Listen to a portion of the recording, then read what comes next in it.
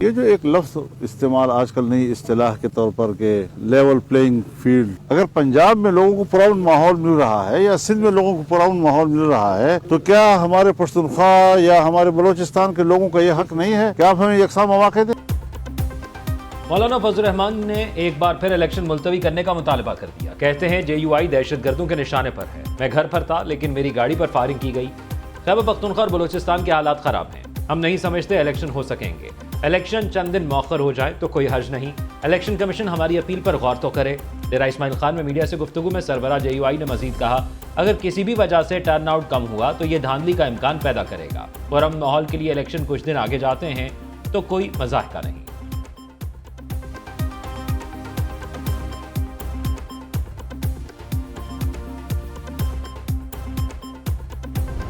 ना ये 1971 है, ना ये बांग्लादेश बनने जा रहा है। मुझे ताने ना दें कि बलोच मुझे याद रखेंगे। मेरा झगड़ा जात का नहीं, रियासत का मुसल्लत तंजीमों से है, बलोचों से नहीं है। जिस दिन मैं इस मनसब से हटूंगा फिर इंशाल्लाह बहुत खुल के बात करेंगे। मैंने अगवा की है, मेरा नाम दे दे, FIR जारी कराएं। पाकिस्तान की रियासत की लड़ाई है, मेरी जाती लड़ाई नहीं है। पाकिस्तान ये लड़ाई लड़ने के लिए तैयार है। निगरान वजीर आजम का बलोचिस्तान पर प्रोपेगंडे का मुंह तोड़ जवाब। कहते हैं बलोचिस्तान में 90,000 अफराद कत्ल हो गए, 9 को सजा नहीं हुई। लवाहिकीन के दहशतगर्दी के हक को तस्लीम नहीं करते। रियासत की लड़ाई बलोचों से नहीं दहशतगर्दों से है। कन्फ्यूजन पैदा करने वालों से कहता हूँ, ये 1971 नहीं और ना ही बांग्लादेश बनने जा रहा है। बलोचिस्तान में अलहदगी पसंदों से सवाल करें तो वो गोली मार देते हैं। क्या मुसल्लह तंजीमों को कत्लेआम का लाइसेंस दे दें? बिजनेस सहूलत सेंटर के दौरे के दौरान वजीर आजम अनवारुल हक काकड़ ने मीडिया से गुफ्तगू में मजीद कहा, मुसल्लह तंजीमें पाकिस्तान को तोड़ने की साजिश कर रही हैं। भारत से पैसे लेकर बलोचिस्तान में कत्ल किए जाते हैं। ताने ना दें कि बलोच मुझे याद रखेंगे। जाएं पर्चे कटवाएं, जिसने अदालत जाना है जाए। रियासत ये लड़ाई जारी रखेगी। किसी को कोई गलत फहमी है तो दूर कर ले। जिस दिन मनसब हटा खुलकर बात करूंगा। PTI बल्ले के अलावा दूसरे निशान पर भी इलेक्शन लड़ सकती है। PTI किसी सूरत इंतखाबात का बायकॉट नहीं करेगी। हमारे प्लान A, B और C मौजूद है। चेयरमैन PTI बैरिस्टर गौहर की सहाफियों से गुफ्तगू। कहा, वाजे कर दूं, PTI एंटी इस्टेब्लिशमेंट नहीं, फौज हमारी है, हमारा मुल्क है, किसी से कोई झगड़ा नहीं।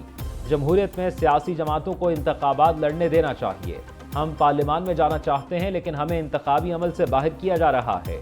इलेक्शन कमीशन शफाफ इलेक्शन कराने की अपनी ड्यूटी में नाकाम हो गया। सुप्रीम कोर्ट को इस मामले पर सो मोटो लेना चाहिए।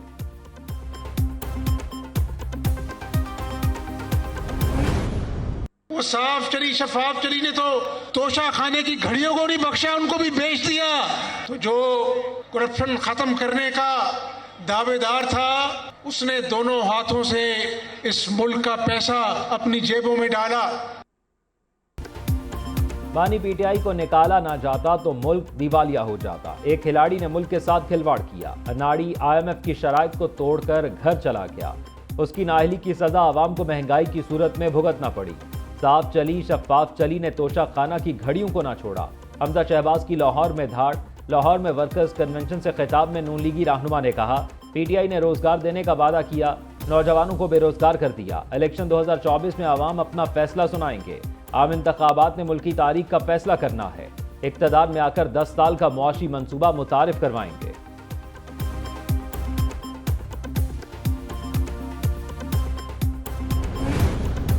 किसको इलेक्शन का टिकट मिलेगा, कौन रहेगा खाली हाथ? नवाज शरीफ ने टिकटों की तकसीम की हतमी इजाजत दे दी। कायद मुस्लिम लीग नून की ज़ेर सदारत जाती उमरा में नून लीगी क़यादत की बड़ी बैठक। शहबाज शरीफ, मरियम नवाज, इसाक डार, राना सनाउल्लाह और दीगर रहनुमाओं की शिरकत। पार्टी उम्मीदवारों में टिकटों की तकसीम पर मुशावरत की गई। पार्टी टिकटों की तकसीम का मामला फिलहाल खुफिया रखने का फैसला। कामयाब और नाकाम उम्मीदवारों को खामोशी से आगाह किया जाएगा। जिन उम्मीदवारों को टिकट नहीं मिलेगा उन्हें पार्टी ओहदे देने का फैसला। पंजाब में सिर्फ चौधरी शुजात हुसैन से सीट एडजस्टमेंट का फैसला भी कर लिया।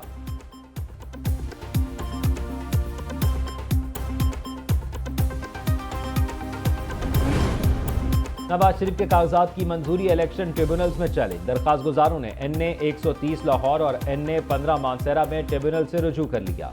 पाकिस्तान अवामी महाज के सरबरा ने NA 130 से कागजात मंजूरी के खिलाफ अपील दायर की। मौक़िफ़ अपनाया। नवाज शरीफ को सुप्रीम कोर्ट ने ताहयात नाअहल करार दिया। वो इलेक्शन लड़ने के अहल नहीं। रिटर्निंग ऑफिसर ने हक़ाइक़ के बरक्स कागजात मंजूर किए। नवाज शरीफ के कागजात मुस्तरद किए जाए। NA-15 मानसहरा में वक़ार खान एडवोकेट ने ट्रिब्यूनल से रुजू किया।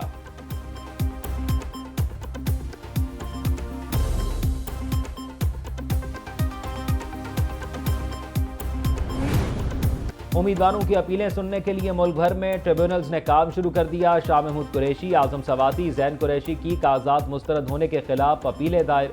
तर्जुमान बानी PTI उमैर न्याजी की अपील समाअत के लिए मंजूर। शुएब शाहीन ने भी कागजात नामजदगी मुस्तरद किए जाने के खिलाफ इस्लामाबाद हाई कोर्ट से रुजू कर लिया। DG खान से जरताज गुल ने भी अपील दायर कर दी। कागजात नामजदगी मुस्तरद होने पर 3 जनवरी तक अपीलें दायर की जा सकेंगी। अपीलों पर फैसले 4 से 10 जनवरी तक किए जाएंगे।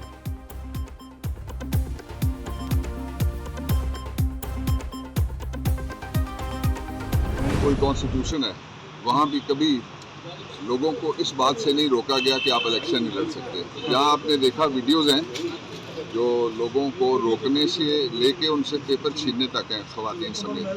सो इसके खिलाफ हम जा रहे हैं। Over 300 nomination papers they have been rejected.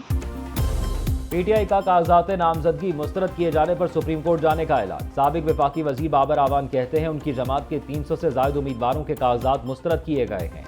हम हर कीमत पर इलेक्शन लड़ेंगे। आइन किसी को भी इलेक्शन लड़ने से नहीं रोकता। उम्मीदवारों से कागजात नामजदगी भी छीने गए। उधर शेख रशीद को कागजात पर एतराज़ की कॉपियां मिल गईं। कागजात मुस्तरद किए जाने के खिलाफ इलेक्शन ट्रिब्यूनल से रुजू करेंगे।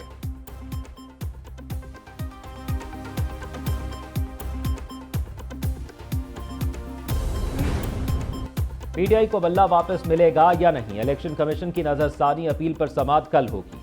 PTI इंट्रा पार्टी इंतखाबात से मुतल्लिक ज़िमनी दरखास्तें समाअत के लिए मुकर्रर। Justice Ejaz Khan PTI intra party इंतखाबात और इंतखाबी निशान केस की समाअत करेंगे। इलेक्शन कमीशन ने पेशावर हाई कोर्ट के फैसले के खिलाफ नजरसानी दरखास्त दायर की है। अदालत से फैसला वापस लेने और केस में डिविजनल बेंच तश्कील देने की इस्तदा भी कर रखी है।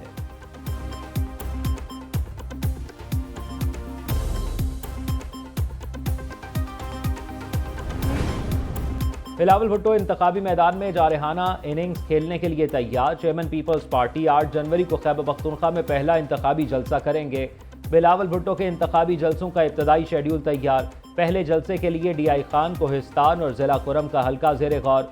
बिलावल भुट्टो पेशावर, मालाकंड, DI खान सवाबी में भी मैदान सजाएंगे। दूसरी तरफ चेयरमैन पीपल्स पार्टी ने 3 जनवरी को बिलावल हाउस लाहौर में सेंट्रल एग्जीक्यूटिव कमेटी का इजलास भी तलब कर लिया।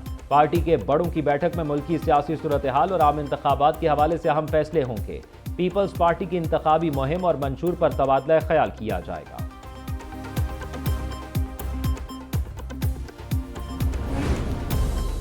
जो हल्का बंदियां हुई इंतखाबात उन्हीं पर होंगे। सुप्रीम कोर्ट ने वाज़ेह कर दिया। NA 165 की हल्का बंदी के खिलाफ दरखास्त पर अदालत उज़्मा में समाअत। जस्टिस मंसूर अली शाह ने रिमार्क्स दिए, हमारा आखिरी हुक्म यही है, इंतखाबी शेड्यूल आने से पहले हो चुकी हल्का बंदियों पर इलेक्शन होगा। हम इस केस में इस वक्त कुछ नहीं कर सकते। सुप्रीम कोर्ट ने समाअत इंतखाबात के बाद तक मुलतवी कर दी। NA 165 की हल्का बंदी को नून लीगी उम्मीदवार सऊद मजीद ने चैलेंज कर रखा है।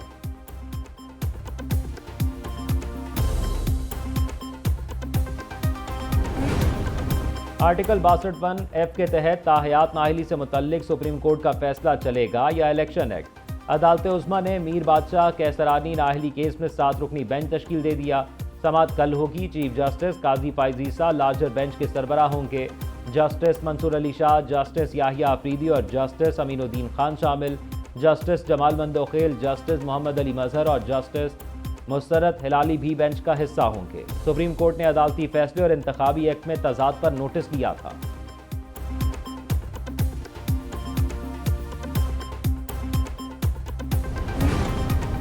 फैजाबाद धरना केस की तहकीकात में अहम पेशरफ। कमीशन ने बयान कलमबंद कराने के लिए शहबाज शरीफ को तलब कर लिया। साबिक वजीर आजम को 3 जनवरी को पेश होने की हिदायत। मुस्लिम लीग नून के सदर को सवालनामा भी दिया जाएगा। शहबाज शरीफ को साबिक वजीर आला पंजाब की हैसियत से तलब किया गया है। तहकीकाती कमीशन ने शाहिद खान अब्बासी, एहसन इकबाल और फैज़ हमीद को भी तलबी का नोटिस जारी किया है। कमीशन ने 22 जनवरी तक सुप्रीम कोर्ट में अपनी रिपोर्ट जमा करानी है। वफाकी हुकूमत ने सुप्रीम कोर्ट के हुक्म पर कमीशन तश्कील दिया था।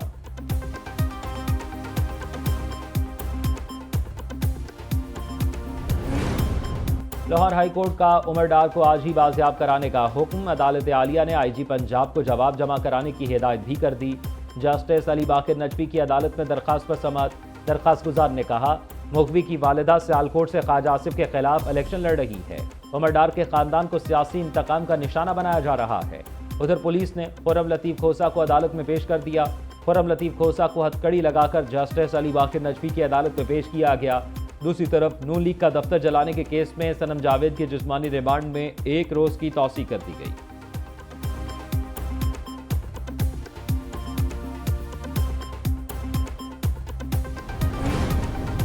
कागजात नामजदगी के इम्तिहान में कितने उम्मीदवार पास, कितने फेल हुए, इलेक्शन कमीशन ने तफसीलात जारी कर दी।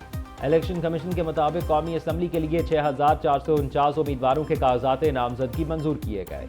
1024 के कागजात मुस्तरद हुए। ऐवान ज़ीरी के लिए 7473 उम्मीदवारों ने कागजात नामजदगी जमा कराए। सूबाई असम्बलियों के लिए 18478 उम्मीदवारों ने कागजात जमा कराए। चारों सूबों में 16262 उम्मीदवारों के कागजात मंजूर किए गए। 2216 उम्मीदवारों के कागजात नामजदगी मुस्तरद हुए।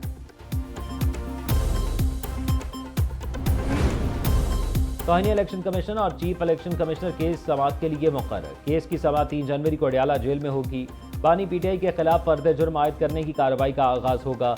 इलेक्शन कमीशन ने कॉज लिस्ट जारी कर दी। फवाद चौधरी की तरफ से तौहीन इलेक्शन कमीशन केस में ओपन ट्रायल की इस्तदा की गई। इलेक्शन कमीशन का 4 रुकनी बेंच तौहीन इलेक्शन कमीशन केस की समाअत करेगा।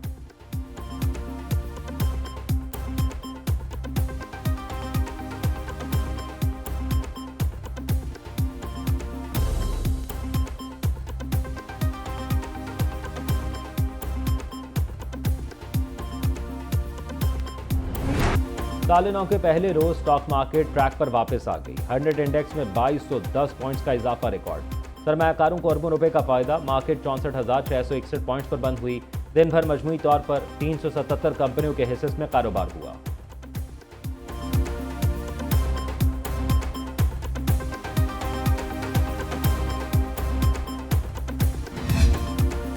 पाकिस्तान को IMF से दूसरी किस्त मिलने की उम्मीद। आलमी मालियाती इदारे के एग्जीक्यूटिव बोर्ड का इजलास 11 जनवरी को होगा।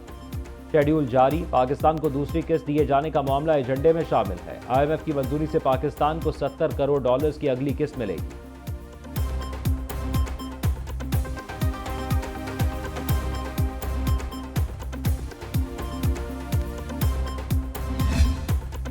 LPG ₹1.56 महंगी। फी किलो कीमत ₹256.42 पर जा पहुंची। LPG का घरेलू सिलेंडर ₹18.52 महंगा होकर ₹3025.87 का हो गया। ओगरा को नोटिफिकेशन जारी।